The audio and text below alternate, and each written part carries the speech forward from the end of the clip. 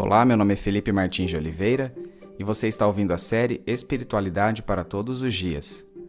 A reflexão dessa semana encontra-se nos seguintes textos bíblicos: Mateus 13, de 24 a 53, Marcos 4, de 21 a 34, Lucas 8, de 16 a 18 e Lucas 13, de 18 a 21, e corresponde à semana 23 do Guia Devocional do Evangelho segundo Mateus, Marcos e Lucas, cujo título é As Parábolas do Reino. Vamos à leitura dos textos bíblicos.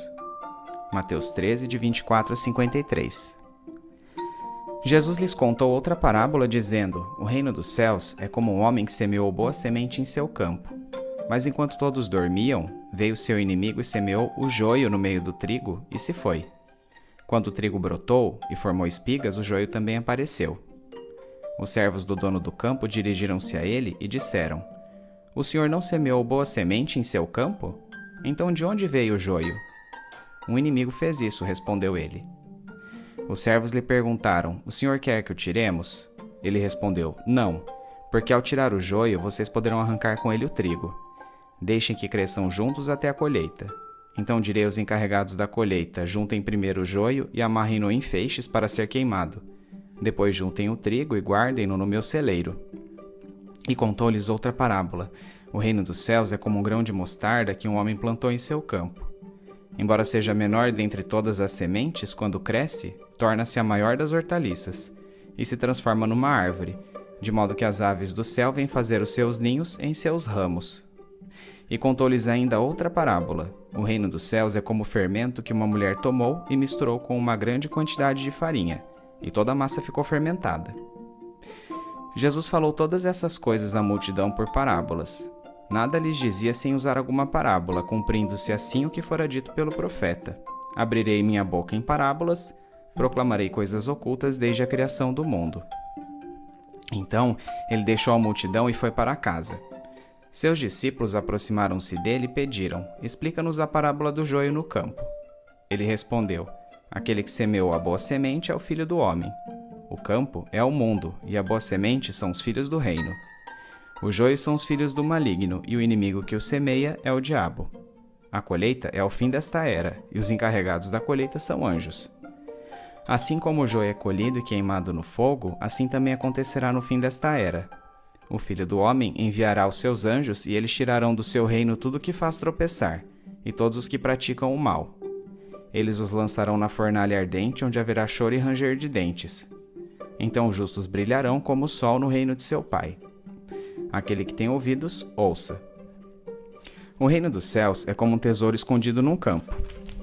Certo homem, tendo encontrado, escondeu-o de novo, e então, cheio de alegria, foi, vendeu tudo o que tinha e comprou aquele campo. O reino dos céus também é como um negociante que procura pérolas preciosas. Encontrando uma pérola de grande valor, foi, vendeu tudo o que tinha e a comprou. O reino dos céus é ainda como uma rede que é lançada ao mar e apanha toda sorte de peixes. Quando está cheia, os pescadores a puxam para a praia. Então se assentam e juntam os peixes bons em cestos, mas jogam fora os ruins. Assim acontecerá no fim desta era. Os anjos virão, separarão os perversos dos justos e lançarão aqueles na fornalha ardente, onde haverá choro e ranger de dentes. Então perguntou Jesus: Vocês entenderam todas essas coisas? Sim, responderam eles. Ele lhes disse: Por isso, todo mestre da lei instruído quanto ao reino dos céus é como o dono de uma casa, que tira do seu tesouro coisas novas e coisas velhas. Tendo terminado de contar essas parábolas, Jesus saiu dali. Marcos 4, de 21 a 34. Ele lhes disse: Quem traz uma candeia para ser colocada debaixo de uma vasilha ou de uma cama? Acaso não a coloca no lugar apropriado? Porque não há nada oculto senão para ser revelado, e nada escondido senão para ser trazido à luz. Se alguém tem ouvidos para ouvir, ouça. Considerem atentamente o que vocês estão ouvindo, continuou ele. Com a medida com que medirem, vocês serão medidos, e ainda mais lhes acrescentarão. A quem tiver, mais lhe será dado; de quem não tiver, até o que tem, lhe será tirado. Ele prosseguiu dizendo: O reino de Deus é semelhante a um homem que lança semente sobre a terra. Noite e dia, estando ele dormindo ou acordado, a semente germina e cresce, embora ele não saiba como. A terra, por si própria, produz o grão, Primeiro o talo, depois a espiga, e então o grão cheio na espiga. Logo que o grão fica maduro, o homem lhe passa a foice, porque chegou a colheita. Novamente lhe disse: com que compararemos o reino de Deus? Que parábola usaremos para descrevê-lo? É como um grão de mostarda, que é a menor semente que se planta na terra. No entanto, uma vez plantado, cresce e se torna a maior de todas as hortaliças, com ramos tão grandes que as aves do céu podem abrigar-se à sua sombra. Com muitas parábolas semelhantes, Jesus lhes anunciava a palavra, tanto quanto podiam receber. Não lhes dizia nada sem usar alguma parábola. Quando, porém, estava a sós com seus discípulos, explicava-lhes tudo. Lucas 8, de 16 a 18. Ninguém acende uma candeia e a esconde num jarro ou a coloca debaixo de uma cama. Ao contrário, coloca-a no lugar apropriado, de modo que os que entram possam ver a luz. Porque não há nada oculto que não venha a ser revelado, e nada escondido que não venha a ser conhecido e trazido à luz. Portanto, considerem atentamente como vocês estão ouvindo. A quem tiver, mais lhe será dado. De quem não tiver, até o que pensa que tem, lhe será tirado. Lucas 13, de 18 a 21. Então Jesus perguntou: com que se parece o reino de Deus? Com que o compararei? É como um grão de mostarda que um homem semeou em sua horta. Ele cresceu e se tornou uma árvore, e as aves do céu fizeram ninhos em seus ramos. Mais uma vez ele perguntou: com que compararei o reino de Deus? É como o fermento que uma mulher misturou com uma grande quantidade de farinha, e toda a massa ficou fermentada.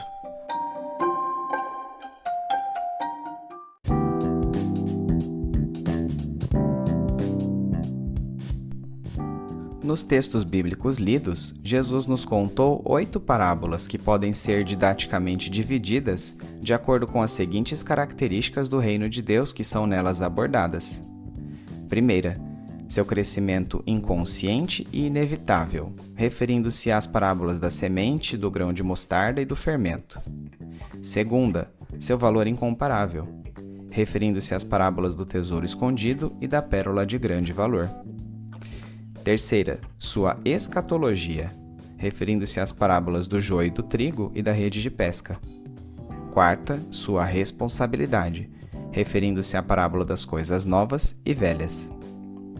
A razão pela qual Jesus falou por parábolas é aqui novamente citada, e alude ao cumprimento do que disse o vidente ou profeta Asaf no Salmo 78:2. Em parábolas abrirei a minha boca, proferirei enigmas do passado.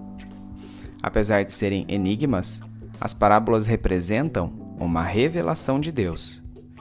Por isso, tais ilustrações não devem ser ocultadas, da mesma forma que não há propósito em colocar uma candeia debaixo de uma vasilha ou da cama. Os mistérios do reino de Deus não servem apenas a uma elite, como se fossem um ensino ocultista, mas sim para serem revelados a alguns em partes e aos seguidores mais próximos em sua totalidade. Nesse sentido, a responsabilidade do discípulo em aplicar os princípios do reino, ouvidos às claras, é maior do que a da multidão. Abaixo discorreremos sobre tais parábolas. Parábolas da semente, do grão de mostarda e do fermento. Comparado aqui à germinação de uma semente, ao crescimento da planta proveniente do pequenino grão de mostarda e à fermentação de um punhado de farinha, o reino de Deus começa de forma aparentemente insignificante no mundo, mas terminará por apoderar-se dele em sua totalidade, pois o agir do Espírito Santo de Deus, embora invisível e supostamente lento, é inevitável. Parábolas do tesouro escondido e da pérola de grande valor. Ambas as parábolas ensinam que o reino de Deus tem tamanho valor que o indivíduo deve estar disposto a abrir mão de tudo o que possui para obtê-lo. Com relação à primeira ilustração, é importante ressaltar que, como na antiguidade não havia bancos, era comum que as pessoas enterrassem tesouros nos campos. Não era lícito apossar-se de um tesouro sem comprar o campo no qual ele se encontrava, mas uma vez adquirida aquela terra, tudo, inclusive um tesouro enterrado, pertenceriam ao comprador. É por este motivo que o homem da história compra o terreno no qual descobrira aquele tesouro, para que pudesse possuí-lo. Na segunda parábola, o indivíduo é grande conhecedor das pérolas e, tendo encontrado uma de grande valor, vendeu todos os seus bens para adquiri-la. Parábolas do joio e do trigo e da rede de pesca. Jesus nos conta acerca de um homem que semeou seu campo com sementes de trigo, mas o teve sabotado por um inimigo, prática bastante comum no Antigo Oriente como forma de vingança, o qual introduziu durante a noite sementes de joio em meio à plantação. O joio é também chamado de trigo bastardo e não apresenta diferenças em relação ao trigo a não ser nos estágios finais de seu crescimento. Por isso, arrancar o joio recém-plantado não é uma estratégia sábia, na medida em que o trigo poderia ser inadvertidamente removido junto a ele, já que além da distinção quase impossível entre ambos, as raízes dos dois tipos de plantas entrelaçam-se debaixo do solo. Dessa forma, é necessário aguardar o término do crescimento dos dois vegetais para que sejam colhidos juntos. Nesse momento, o joio, que produz frutos venenosos, é descartado no fogo, enquanto que o trigo é preservado. A pedido dos discípulos, o próprio Jesus interpretou sua parábola. Ele mesmo é o semeador que prega o evangelho ao mundo por meio da igreja. Dentro de seu séquito haverá boas e más sementes, que representam a mistura entre seus verdadeiros discípulos e aqueles que tentam se passar por eles. Os discípulos são lançados ao mundo pelo próprio Jesus, enquanto que os falsos seguidores, sendo enviados pelo diabo, tentam impedir o progresso do reino de Deus. Vivemos o período de crescimento de ambas as sementes, mas na ceifa escatológica, conhecida como juízo final, os discípulos reais serão separados dos falsos. A identificação destes seguidores será feita pelos frutos que cada um produziu. A segunda ilustração, a parábola da rede, ensina basicamente a mesma coisa que a parábola do joio e do trigo. Haverá uma separação entre discípulos verdadeiros e falsos, da mesma maneira que ocorre com os peixes bons e ruins que caem numa rede de pesca. Parábola das coisas velhas e novas. Esta parábola encerra a série de ilustrações fornecidas por Jesus, e é uma ênfase à necessidade de entendimento da dinâmica do reino por aqueles que irão ensinar sobre ele.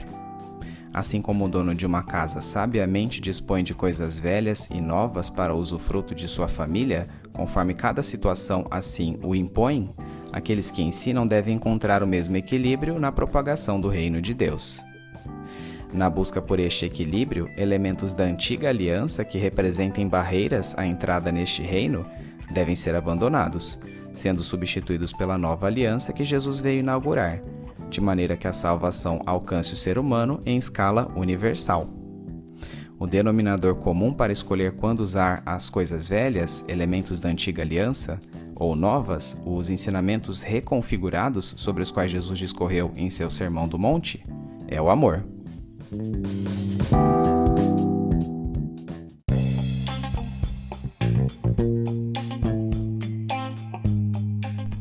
Aplicação prática. O reino de Deus cresce de maneira inconsciente, mas infalível. Por pior que seja, o mundo não poderá resistir ao triunfo da mensagem do Evangelho. É inevitável que o reino de Deus prevaleça cabalmente, e isto por causa do trabalho do Espírito Santo, que usualmente passa despercebido aos homens. Não há atalhos humanos capazes de catalisar a total instauração deste reino, pois somente o lento e insistente agir do Senhor é capaz de demover a impiedade do coração humano. É óbvio que temos incumbências como súditos deste governo divino, mas seu crescimento não cabe a nós, e sim ao Espírito de Deus. Este reino tem tanto valor que o discípulo deve estar disposto a desfazer-se de tudo o que tem para possuí-lo. Embora a oportunidade de pertencer a este reino seja oferecida a todos, apenas os que se mostrarem súditos fiéis receberão a recompensa eterna, mas os que o rejeitarem estarão sujeitos à punição no Geena, lago de fogo, enxofre ou inferno. Nesse sentido, na perspectiva de Cristo, há apenas dois tipos de homens: os cristãos verdadeiros e as imitações. Somente pelo caráter de um indivíduo é que poderemos depreender sua verdadeira natureza. Para nós, os que cremos, o dia do juízo final é motivo de celebração, posto que finalmente experimentaremos a restauração promovida por Cristo, conforme explicado por Francis Schaeffer em sua obra O Deus que Intervém. Quando o homem caiu, várias separações ocorreram. A primeira e mais fundamental deu-se entre o homem rebelde e Deus. Fomos separados de Deus por nossa culpa moral verdadeira. Em segundo lugar, o homem foi separado de si mesmo. É isso que gera os problemas psicológicos da vida. Em terceiro lugar, o homem foi separado dos demais homens, o que gera os problemas sociológicos da vida. E em quarto lugar, o homem foi separado da natureza. A salvação individual vem com a justificação e com isso toda a culpa é instantaneamente apagada. Então virá um dia no futuro em que o meu corpo será ressuscitado dos mortos e todas as outras separações serão tratadas de maneira completa. Por causa da inauguração do Reino de Deus por Jesus, como cristão, já vivencio hoje a absolvição de minha culpa moral e posso desfrutar de um relacionamento pessoal com Deus. No entanto, as demais separações trouxeram mazelas ao universo que só serão cabalmente tratadas por ocasião de minha ressurreição, que ocorrerá na segunda vinda de Jesus. Quando o Rei Jesus despontar de volta à Terra em sua segunda vinda, o crescimento invisível do Reino de Deus culminará com esta redenção completa e com a separação definitiva entre os súditos autênticos e os infiéis. Até que isso ocorra, temos a importante responsabilidade de viver de modo coerente com os princípios e valores deste reino. Neste quesito, precisamos estar preparados para abdicar de prioridades humanas em prol de sua propagação, entendendo que seu valor é infinitamente superior às nossas buscas terrenas.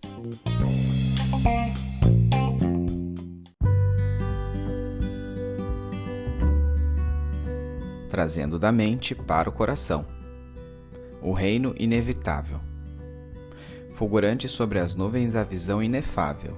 Jesus vem, a trombeta soa com urgência, e de júbilo enchem-se os que com diligência anelaram por seu reino incomparável. Em teus braços experimento o supremo abrigo, como a luz da aurora que brilhou gradativamente, tal qual fermento grão de mostarda ou semente, separando finalmente do joio o trigo.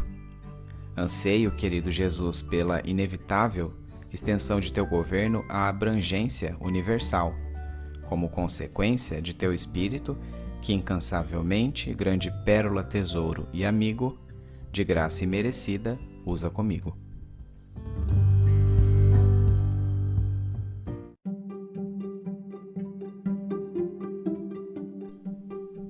Medite mais sobre este texto ao longo da semana.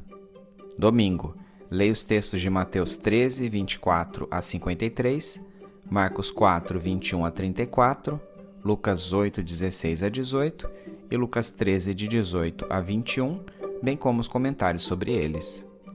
Segunda-feira, quais as 4 características do reino de Deus frisadas por Jesus nas parábolas lidas anteriormente? De terça a sexta-feira, faça a exegese e a hermenêutica das seguintes parábolas.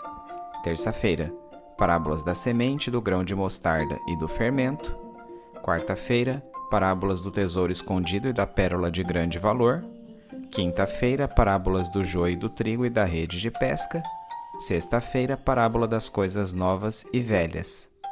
Sábado, quais as implicações práticas dos textos de Mateus 13, 24 a 53, Marcos 4, de 21 a 34, Lucas 8, 16 a 18 e Lucas 13, de 18 a 21, para a sua vida?